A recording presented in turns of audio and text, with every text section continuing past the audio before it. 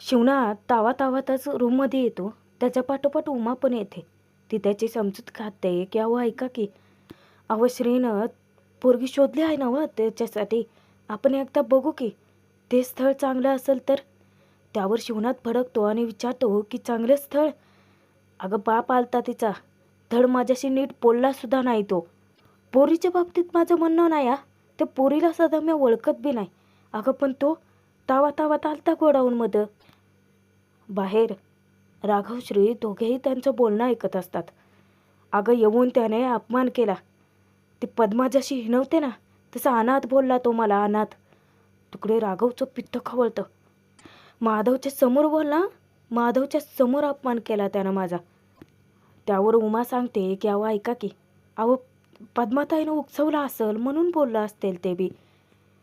त्यावर शिवनाथच्या जिवारी इतकं लागलेलं असतं. तो विचारतो की अच्छा, म्हणजे तिनं उकसवलं म्हणून कोणाचा बी अपमान करायचा होय? तिनं सांगितलं आणि ह्यो गडी बोलला मला, पोरीच्या पिरमाचा विचार करायचा नाही आहे याला. तर म्या अनाथ आहे हे फक्त बघायचं आहे त्याला. माझ्या हाताच्या कर्तृत्वाचं काय घेणं देणं नाही त्याचने. तर मला जन्म कुणी दिला ते समज बघायचं आहे त्याचने.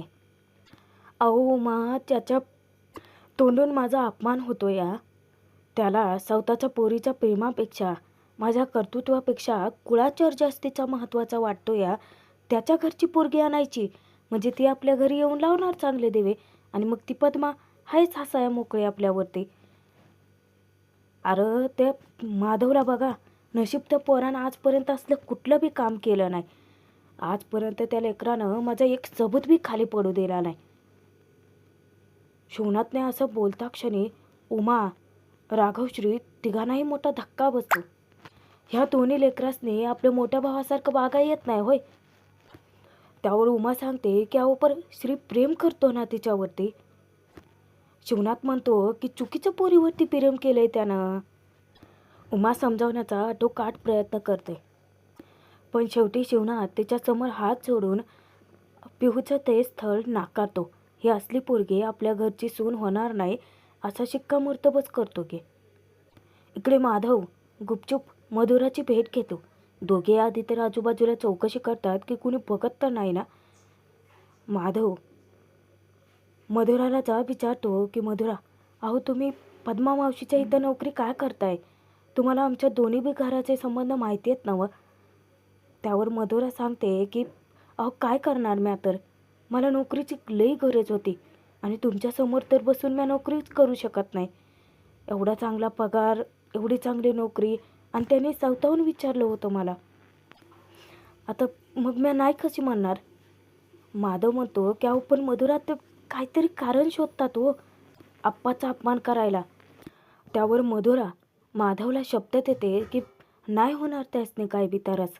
अहो शिवनाथ सर देव माणूस आहे ते, त्या देव माणसाला त्रास होईल असं काय बी म्या नाही करणार. माधवचं लक्ष अचानक मधुराच्या हाताकडे जातं. तिच्या बोटात अंगठी असते, पण मधुरा माधवला सांगते की ते जेव्हा मला बघायला आलते तेव्हा त्यांनी मला अंगठी दिली. घरातल्या घरात तसं बोलणी झाली आहे ती. एक प्रकारचा साखरपुडाच झाला आहे माझा, पण तुम्ही अजून बी विचार करू शकताय माझा. अहो अजून बी लगीन झालेलं नाही आहे माझं. तुम्ही जर म्हणत असाल तर साखरपुडा मोडून मी तुमच्याशी अजून बी लगीन करायला तयार आहे. आता मधुराने अजून किती जीव तोडून माधवला सांगायचं? त्याला फक्त थोडी हिंमत करायची आहे. मधुरा बोटातील अंगठी काढून माधवच्या समोर धरते आणि त्याला सांगते की अजून बी वेळ गेलेली नाही आहे, तुम्ही अजून बी तुमच्या आप्पासनी बोलू शकता. त्यावर माधव काढता पाय घेतो पुन्हा. तो सांगतो की नाही मधुरा, म्या माझ्या आप्पासनी अजून वचन दिलं आहे, म्या नाही असं काही बी करू शकत. मधुरा त्याच्यावरती रागवते की मजी, तुम्हाला माझ्यापेक्षा अजून बी ते वचन जास्तीचं महत्त्वाचं वाटतं होय? माधव सांगतो की नाही मधुरा, ते वचन मोडलं तर माझ्या आप्पांचा जो अपमान होईल तो नाही सहन करू शकत मी. दोघे एकमेकांसाठी रडत असतात, दोघांचाही जीव एकमेकांसाठी तुटतो, पण परिस्थितीने दोघांचेही हात बांधलेत. आता माधव स्वतःहून पुढाकार घ्यायला तयार नाही, म्हणूनच मधुरा त्याला ताकीद देते की ठीक आहे, मग आजपासून आपण एकमेकांनी अजिबात ओळखत नाही असंच गृहीत धरूयात. त्याच्यासमोर ती बोटात अंगठी पुन्हा घालते आणि त्याच्याचे कायमचे संबंध तोडून निघून जाते. याने तर माधव पुरता खचून जातो. तर इकडे तोपर्यंत श्रीसुद्धा राघववरती भडकतो. घे, काय म्हणत होतात मला की प्रेमात हिंमत पाहिजे ना? उतरलो का नाही आई अप्पाच्या नजरेतून मी? राघव त्याची समजत घालतो की असं नाही भावा, आता थोडा वेळ थांब की म्या बोलतो की तुझ्या बाजूनं. श्री म्हणतो की मला थांबायचंच नाही आणि तनतन करून निघून जातो. इतक्यात वेदा येते. वेदाने श्रीला रडताना पाहिलेलं असतं. ती विचारते की राघव दादा, याला काय झालं? राघवही चिडून तेथून निघून जातो. आज शिवनाथ आणि उमाचं बोलणं ते ऐकते. शिवनाथ भडकलेला असतो की तुम्ही त्या आपल्या दोन्ही पोरासने राघव आणि श्रीला नीट समजावून सांगा. माझ्यासाठी ह्या घराचे संस्कार, हे घर, आपला संसार किती महत्त्वाचा आहे तो. आपल्या घरात एकटा माधवच आहे. त्या पोरानं अजून बी माझी लाज राखून ठेवली आहे. आणि हे आता गावातले समते बोंबलाय मोकळे की शिवनाथची पोरं गेली वाया म्हणून. उमा वैतागते की अहो असं नाही होणार, आपली पोरं वाया नाही जाणार. हे बघा, त्यासनी काय सांगायचं म्या बघते. ती बाहेर जाते. त्यावेळेला वेदा तिला विचारते की आई, हा राघव दादा तोंड फुकून का गेला का? आता कोणीच तिला काहीच सांगायला तयार नसतं. उमा तर शिवनाथसाठी तिला चहा बनवायला सांगते आणि निघून जाते. उमा जेव्हा माधवकडे येते, माधव डोळे बंद करून मधुराचा विचार करत असतो. ती येते, माधवच्या जवळ बसते. जेव्हा ती हाक मारते तेव्हा माधवच्या डोळ्यात अश्रू असतात. तो ते लपवण्याचा प्रयत्न करतो. माधवला ती विचारते की कसला विचार करतोय? माधव लपवण्याचा प्रयत्न करतो की काय नाही ते कामाचा. उमा त्याला विचारते की कामाचा की मधुराचा. मधुराचं नाव घेताच त्याला मोठा धक्का बसतो. तो विचारतो की आई? त्यावर उमा विचारते की तुला काय वाटलं? मला काय माहिती नाही? मला समजा माहिती आहे. अरे आपल्या लेकराला ठसका लागला तर आईच्या घशाखाली हा घास उतरत नाही आणि तू इतकं मोठं वजन स्वतःच्या मनावर घेऊन वावरतोय. तू मला का नाही सांगितलं हे समज की तुझं मधुरावर प्रेम आहे ते? त्यावर आता त्याची पोबडी वळते. काय बोलावं सुचत नसतं. उमा विचारते की ते मी ते काय? आपले डोळे पुसून ती मधुराचंच कौतुक करते की खरं सांगू राघव, आज सकाळी पाहिलं मी तिला. खरंच लई गोड आहे. म्हणजे माझ्या माधवला शोभल अशीच आहे बघ ती. चल आत्ताच्या आता आपण जाऊन आप्पासने बोलूया. माधवला आता मोठा धक्का बसतो. माधव उमाला अडवतो की नाही आहे, तू अजिबात ही कुठलीच गोष्ट आप्पासने नाही सांगायची. उमा त्याला ओरडते की का नाही सांगायची? माझ्या कुठच्याच लेकरानं स्वतःचं मन मारून जगलेलं मला नाही चालणार आहे. माधव सांगतो की माझं मधुरावर प्रेम होतं. उमा विचारते की होतं म्हणजे? ते काय बी नाही. चल म्हणलं ना, आपण आप्पासने जाऊन समज काय सांगूया. पण माधव अडवतो की नका आहे, मला यातलं आप्पासने काय बी सांगायचं नाही. माझं खरंच खूप प्रेम होतं मधुरावर, पण आता सगळं संपलं आहे. लहानपणापासून आपण जे प्रेम दिलं आम्हासने ते कसं काय विसरू? लहानपणापासून आपण आम्हाला काय बी कशाची बी कमी पडू दिले नाही आहे. आणि आज मधुरासाठी मी त्यांचं प्रेम नाही विसरू शकत, त्यासने नाही सोडू शकत आहे. मधुरापेक्षा जास्त प्रेम माझं तुमच्यावरती आहे. मी तुम्हासनी कधी बी नाही दुखवू शकत. माधवने इतकं मोठा निर्णय घेतल्यानंतर उमाच्या डोळ्यातून अश्रूच यायला लागतात. खरं तर तिला कौतुक, अभिमान असतो आपल्या पोराचा की इतकं सगळं घडूनसुद्धा त्याने एक वेळेस स्वतःचं प्रेम सोडलं, पण आईवडिलाच्या प्रेमाला नाकारला नाही. उमा रडतच माधवला विचारते की अरे माधव, अरे पर ही प्रेमाची जखम तू आयुष्यभर मनात ठेवून कसा जगणार आहेस रे? त्यावर माधव इतकं छान उत्तर देतो. उमाला तो सांगतो की माझ्या या प्रेमापेक्षा माझ्या आईवडिलांचं प्रेम माझ्यासाठी जास्त महत्त्वाचं आहे. मी माझ्या आईवडिलांचं प्रेम नाही नाकारू शकत. त्याला स्वतःला आवरता येत नाही. उमापुढे तो मोकळा होतो. इतका रडत असतो. उमाच्या मांडीवरती डोकं ठेवून रडायला लागतो. उमालाही त्याला मनमोकळेपणाने रडू देते. त्याच्या मनात साठलेले सगळं दुःख त्या अश्रूसोबत वाहून टाकू देते.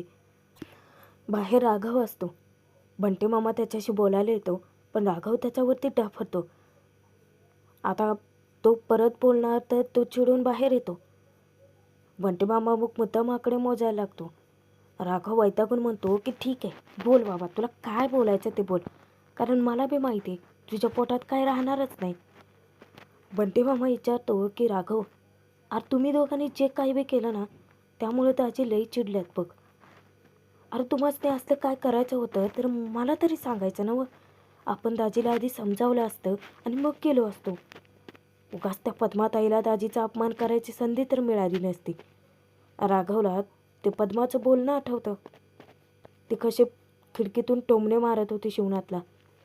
एकतर राघवचं इतकं डोकं फिरलेलं असतं आणि त्यात त्याला सतवायला अन्वी तिथे हजरच राहते. अन्वी येते आणि मुद्दाम गाडीचं हॉर्न वाजवते. राघव सगळा राग तिच्यावरती काढतो की नकटे, काय आहे गं तुझं काम इथं? हे बघ, आधीच माझं डोकं इतकं पेटले, त्यात तुझ्या गाडीचं पेट्रोल ओतून भडका वडवू नको, चटका तुलाच लागल. त्यावर अन्वी म्हणते की तुला कोण भेटायला आले? मी तर माझ्या काकाला भेटायला आले. आता बंटी मामा विचार करतो की मला मुद्दाम अन्वी विचारते की काका, तुझा गाल का लाल झालाय? बंटी मामा विचारतो की माझा? त्यावर राघव सांगतो की मामा, ती मला बोलती. हां, आत्ता माझ्या लक्षात आलं की माझं काम कसं फिसकटलं ते. ही काळी मांजर माझ्या आडवी आली होती ना कामाला जायच्या आधी, म्हणून तर माझं काम फिसकटलं.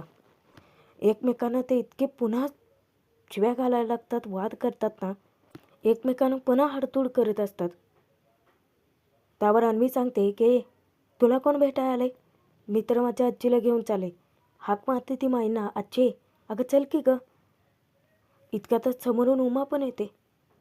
उमा बंटी मामाला रिक्वेस्ट करते की बंटी चल, मला मंदिरात सोडतोय ना व. राघव स्वतःहून म्हणतो की मी सोडतो, पण उमा त्याच्याशी बोलायलाच तयार नसते. माईंच्या लक्षात येतं की नक्कीच काहीतरी घडलंय. माई मनात विचार करतात की माझ्या उमाच्या मनाला लई लागलेले दिसते. अन्वी ओरडते की आजी हा काय ग, चल की पटकन. माई गाडीवर बसतात आणि निघून जातात. बंटी मामा मुद्दाम पाय दुखण्याचं नाटक करतो आणि राघवला खुणावतो. राघव पटकन बाईक काढतो. बाईक घेऊन तो उमाच्या जवळ येतो. मुद्दाम जास्तीचा रेस करत असतो. उमाला त्याच्या गाडीवर बसायचंच नसतं, पण बंटी मामा तिला पण खुणावतो आणि शेवटी नाईलाजाने ती चिडून का असेना राघवच्या गाडीवर बसतेच. तो गालातच हसतो आणि तिला मंदिरात घेऊन जातो.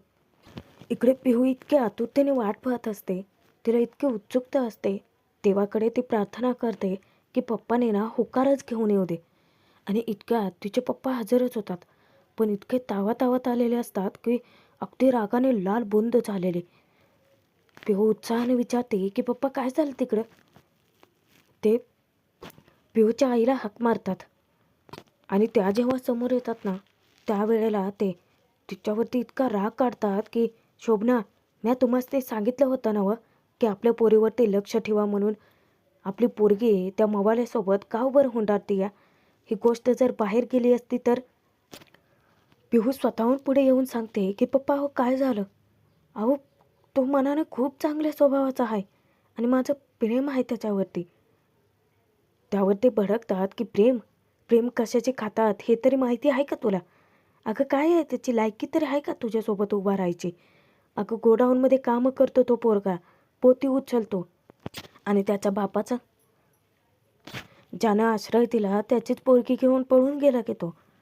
त्या माणसाला ना स्वतःचं कुळ माहिती ना गोत्र, अशा खानदानात लगीन करून जाणार आहेस वय तू? आणि ते पिऊच्या आईला सांगतात की शोभना एक काम करा, उद्याचा दिस चांगला आहे, उद्याच्यालाच यांचा साखरपुडा उडकून टाकू. मी आता पाहुण्यासनी फोन करून कळवतो आणि येत्या 15 दिवसात हिचं लगीन करून टाकू. आणि एक गोष्ट लक्षात ठेवा तू, जर आधीमध्ये तू काही करायचा प्रयत्न केला तर तुझा बाप काय करू शकतो एवढं लक्षात ठेव. ते पिहूला धमकीही देतात. पिहूच्या तर पायाखालची जमीनच हादरलेली असते. ती काय विचार करत होती आणि काय सगळं घडलं सगळंच फिसकटलं की. इकडे उमा मंदिरात येते तेव्हा गणपती बाप्पा समोर उभं राहून ती देवाला जा विचारत असते की देवा, का आमच्या आयुष्यात हे दिस आणलास तर तो? माझा मोठा मुलगा माधव तो दारू प्यायला लागलाय आणि माझा श्री तो एका मुलीच्या प्रेमात पडलाय. प्रेमात पडणं वाईट नाही, पण त्यांच्या वडिलांनी यांना अनाथ म्हणून हिणवलं, यांचा इतका अपमान केला. अरे देवा, आज तू मला इतक्या मोठ्या पेचात का टाकलंय? एकीकडे हे आणि दुसरीकडे माझे लेकरं. त्यात आता यांचा स्वाभिमानसुद्धा वेठीस लागला आहे. यासने अनाथ म्हणून हिणवण्यात आलं. आमच्या आनंदाचे दिस परत आण देवा. अरे गेले कित्येक दिस झालं रोज हे अपमान सहन करतात, म्हणून यांच्या मनाला शांतीच नाही बघ. अरे मागच्या काही दिवसात आम्ही एकत्र धड नीट जेवलो बी नाही आहे. आमच्या आनंदाचे क्षण ते दिस आम्हाला परत दे देवा. उमा मनापासून प्रार्थना करत असताना अन्वी माईंना तिथे घेऊन येते. माई अचंबित होऊन विचारतात की तुम्हाला मंदिरात का आणले? त्यावर अन्वी मुद्दामच म्हणते की मला माहिती आहे चांगलं, मला मार्केटला जायचं सांगून मार्केटमधनं कल्टी मारून तू शेवटी आत्तीला भेटायला इथेच येणार आहे, म्हणून मी तुला स्वतः घेऊन आले. तू भेट आणि बोल त्यांच्याशी, नंतर मला सांग, मी येईन तुला घ्यायला. अन्वी इतकं समजूतदारपणे वागते पाहून माई तिचे पापे घेतात. त्यावर अन्वी म्हणते की आज्जे काय गं, आता मी मोठी झाली ना व, जा बिंदास्त. माई समोर पाहतात तर हात जोडून उमा देवाची प्रार्थना करत असते. आणि प्रेक्षकांनो, आजचा भाग इथेच संपत होय, पण पुढे मोठा ट्विस्ट आला आहे. अन्वीसोबत परत एकदा राघवचं भांडण होतं. राघव तिला ताकीद देत असतो की तू त्या पोरापासून लांब राहा, तो पोरगा चांगला नाही. आणि अन्वी मुद्दामच त्याच्याच समोर रोशनला फोन करून त्याच्याशी गुलगुलू गप्पा मारत असते. राघवला मुद्दाम डिवचून सोडते. त्यानंतर रात्रीच्या वेळी पिहू श्रीची भेट घ्यायला जेव्हा शिवनाथच्या घरी येते ना, त्यावेळेला राघव तिथे सांगतो की ठीक आहे, माझ्यामुळे समज बिघडलं आहे ना व, तर सगळ्यात मॅच ठीक करतो, उद्या तुमचं लगीन बी लावून देतो. पण वहिनी, मला ना तुझ्याकडून एक वचन हवं आहे. त्या समोरच्या पार्टीला हेच वाटतं ना व की आमच्या घरला सुना आल्या की आमचं घर तुटल, पण मला आज वचन दे की तू हे घर कायमचं जोडून ठेवतील. आता काय करेल पिहू? आणि राघव खरंच शिवनाथच्या विरोधात जाऊन श्री पिहूचं लग्न लावून देईल? म्हणजे इतकं मोठी रिस्क तो घेईल? पुढचे भाग पाहणं मनोरंजक ठरणार आहे प्रेक्षकांनो. बघत राहा आपल्या चॅनलवरती. सबस्क्राईब करायला विसरू नका.